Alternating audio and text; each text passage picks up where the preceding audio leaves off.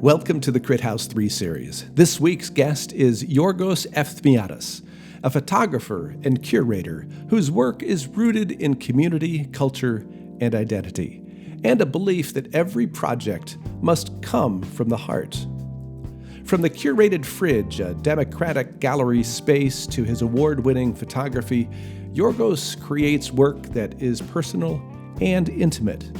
His work explores themes of belonging, labor, and identity, reflecting his life and the lives of his friends and stories of hotel union workers. A recipient of the Foster Prize and an artist deeply engaged with the cultural landscape of Boston, he reminds us that photography is not just about seeing, it's about connection, patience, and the courage to tell stories that matter. Well, Yorgos Efthymiadis, thank you for joining us on the Crit House. It is a pleasure to have you here. I have to say, when I've been doing this series, you were one of the first people I reached out to, and you said no. But I'm happy to have you on the program. Thanks for joining us. Yes, thank you. Likewise. Yes, I know I said no before, but there was a reason, as I explained. Now I'm more like, anyway. Well, I think you had said it was because you didn't think your English is good, but I have spoken with you in person and talking to you here. Your English is very good. You are Okay. excellent. It is. I knew you first, not as a photographer, but as a curator for the Curated Fridge, which is one of the more unique shows that exists out in the world. Can you tell us, for the people who are watching, what the Curated Fridge is? Yes. So the Curated Fridge is the fridge in my house, which is an independent gallery. And the idea came to me maybe 12 years ago when I was at Photolucida portfolio reviews, and I gathered all promos and prints from other photographers. And when I came back home, I just put them on my fridge and I posted a photo on social media and tagged everyone. And everybody was like, oh my God, this is amazing. You should do something about it. And I did. The Curated Fridge runs for now, that's the 11th year. There's been more than 45 curators and almost 2,000 artists exhibited. Yes. And I believe 40 something shows. Yes. And some great artists have been on Yes. your fridge. Well, the fridge is very democratic. Everything is free. Everyone can submit. So you could have and you have Guggenheim winners on the fridge, and you have student work on the fridge, and they are, next to them. You have, I don't know, like curators or artists, local artists, educators. Yes, it's a very fun idea, I think. It is a fun idea. It's fantastic, and you're right. I mean, it is very democratic, but it's great work, right? I mean, I think, I would assume, I haven't curated it, and I'm sure I won't because I don't know anything about it, but the work is superior from what I've seen anyway. It really is spectacular. Well, it's the artists that make the work. So yes, I believe. Yes, it's a very nice, it's a very nice way, I think, to introduce yourself to the community. And when the shows are local, we have opening receptions here. So a lot of people come to the receptions and get to know each other. The curator, if it's local, they, they talk about the curation, and everybody celebrates the artist. The artists talk about their projects, and it's, I don't know, it's fun. It is a lot of fun, and I have been honored to in the past have been on it, and so thank you for that. Yeah, of course. But in addition to being a curator, you are also a very renowned photographer. I know this past year you were in a very big show at the ICA in Boston. You are a recent recipient of the Foster Prize and a couple of other fairly major prizes as well. I mean, So I'm saying that so the audience understands Hmm. you're pretty good. Tell us about you. Tell us about you as a photographer, and like how did you come along to be where you are? Okay, so I always liked photography, but I didn't get a chance to study it. So when I moved to the States in 2011, I decided to go to New England School of Photography Mhm. and get a professional degree. And yes, I studied there for 2 years. And the second year we were focused on creating, like a thesis, like a body of work. And we can talk about the first photo I shared with you, which is called Wall. And it's from the body of project that is called This Must Be the Place. And it talks widely about me being in a new culture, like having moved from Europe. I'm originally from Greece. Having moved here, everything was totally absurd to me. So in order to understand the culture and understand where I was, I took my camera and I was walking around Somerville and I was photographing everything I could think and see. It was like cluttered backyards and alleyways and old houses and, like anything that you can imagine. And when that project started, I was always, I was always seeing obstacles, walls, something that wouldn't let me access, wouldn't have, there was no entry to some place. Of course, it reflected on my identity and me being an immigrant. I was not feeling welcomed here. So that work is about, as I said, obstacles and barriers. There are a lot of American flags hidden there. Is that I have not been to Greece, so I don't Mhm. know. Is it? Are there fewer walls that keep you from going, or is that just was it a symbol of your displacement in the States? No, no, no. It's like a metaphor. It's more like Yeah. and there is no access to the my new life. Let's just say. The second image that we'll discuss is this installation, Costas T. Tell us about this image and the project, the broader project as well. So this project is called the Lighthouse Keepers, and it was exhibited 2 years ago at Gallery Caiaphas, and it consisted of 60 something photos and 12 installations. And this is one of them. And Kostas is one of the first people I photographed in Greece.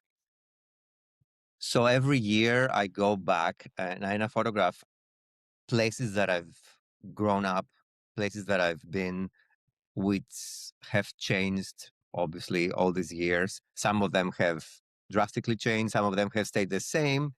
Then I introduced characters to these installations. So each character is surrounded by landscapes and interiors from their vicinity. And I am creating these installations that basically talk about these characters and give them more depth or a place to belong to. So for this particular installation, Costas is a very good friend of mine. He is over 70 years old. He was the mother of the village. So us queer kids were looking up to him. He was the first one to introduce us to music like Grace Jones, like David Bowie. He was the one that had a beautiful beach bar that everybody was going there and they were showing video clips from MTV. Like, and that living in a small village in Greece in the 80s is something that you're like, oh my God, I really admire this person. But now he's in his 70s and I wanted to protect him. I wanted to put him behind this screen. He's kind of looking back to us or looking back to his life. And then through that, I wanted to extend this installation. So I created this triptych that it's above him. So these are 3 photos that I took through different trips to Greece, and they're 3 different seasons and 3 different times of day. And putting them together creates like a passage of time, kind of like reflects on his life. So when I go back, I mostly photograph in 3 places: in Thessaloniki, where where I studied; in Athens, where most of my friends moved to; and in the small village that I grew up, that is like 1 hour away, like a beach house. These strike me as like almost like environmental portraits, but the environment is additive in the triptych and the other image that's around it. Is that an inaccurate way of looking at this? And I don't mean to like put it into a certain category, but it feels like you're providing that environment for the person. Yes, it really depends on the installation. So there are some of them, like this one, who are like done in a way to evoke some emotions, right? So although, let's say, these landscapes are in the vicinity of this character, they're not like from their house or like Right, next to their right. house. There are other installations in the series that are very, specific to, let's say, one house, or let's say one area. So your final image in this 3 series is Susie Maria. Mm-hmm. And is this from this is the most recent work of them. So tell us about this, and then expand on the project that you did as a part of this. Yes. So the Lighthouse Keepers, and also the first ones in line, which is where Susie and Maria this series is from. They were both exhibited at the ICA last year as part of the Foster Prize. So the first ones in line talks about union workers in Boston area. My partner is a union organizer with Local 26, which is the Boston's local for hotel and food service workers. Mm-hmm. Yep. And through him and through common friends, I photographed union members. And I would say that this is like a very different approach, in a sense of we see their individuality. I go to their home, I set up my tripod, I look around, I see where the light comes from. I never use lights, so it has to be ambient light. We take some shots, and it's like a very collaborative, let's say, experience. I tether everything so they see the background, they see themselves, and then after each session, we together select the images that we like from the session. And then I go back home and I make the final selection, some small retouches, and and I send back the image for approval. This image is beautiful, and I know that the project at the ICA, or the images at the ICA, were very well received by everyone that I talked to that went there. I'm sad to say I didn't make it over, which I apologize for. Thank you. But it's quite beautiful. The one thing that strikes me as we're talking about this, like at least all of these 3 projects, they're all coming out from.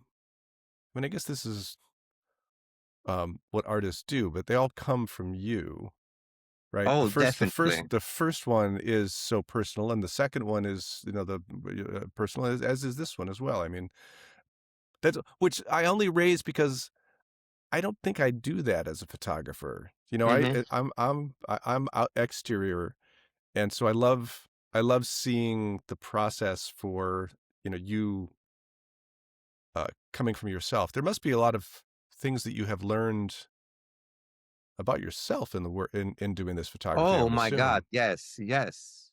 First of all, this project made me realize that I need to be more patient. And now, as a person, I am very, very patient.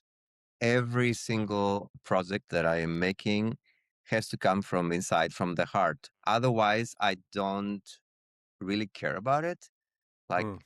why would I make, let's say, a photo of something if I don't have a connection with this thing? If and that's all it is for me. Like there has to be a connection coming, like a story coming from inside.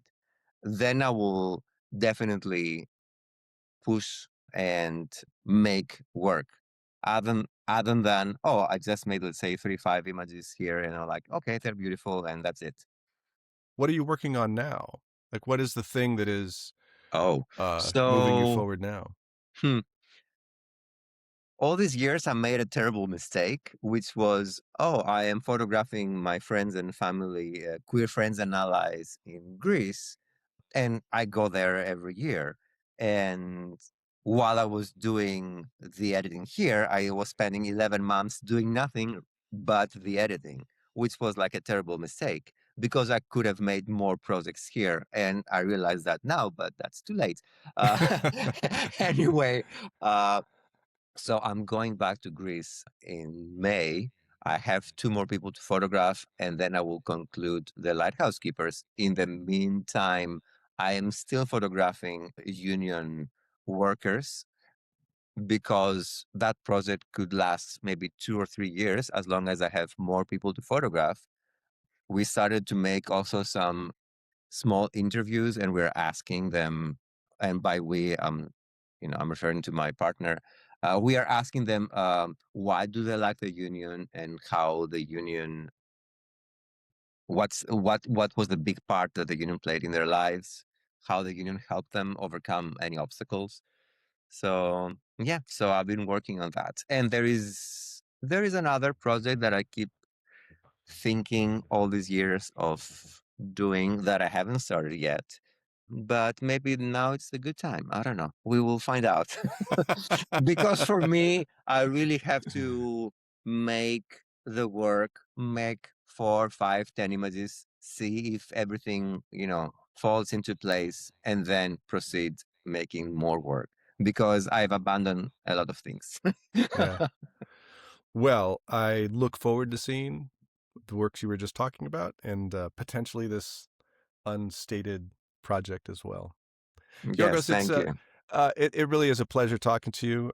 I know we've sort of in the Boston area. I feel like I've sort of danced around you, so it gives me the chance to be able to get to know you a little bit better. And I appreciate you giving me the time. Oh, Thank you I very much for appreciate that. you having me here. And I was gonna say something about the community in Boston, that it's like very lively and very supportive.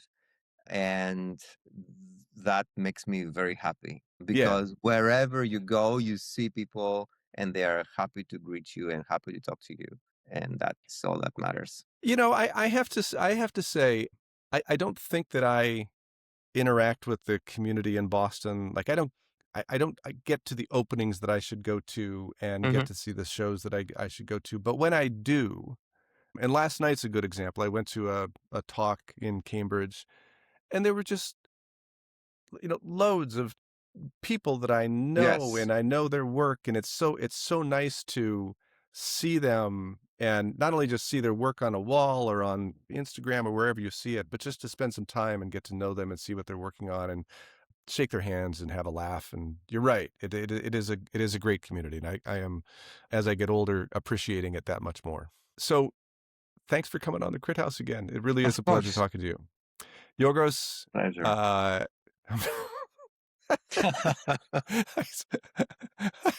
I couldn't figure out a way of closing it. It's Yorgos, totally it's a fine. pleasure. it's a pleasure to have you on the Crit House, and thank you all for watching the Crit House.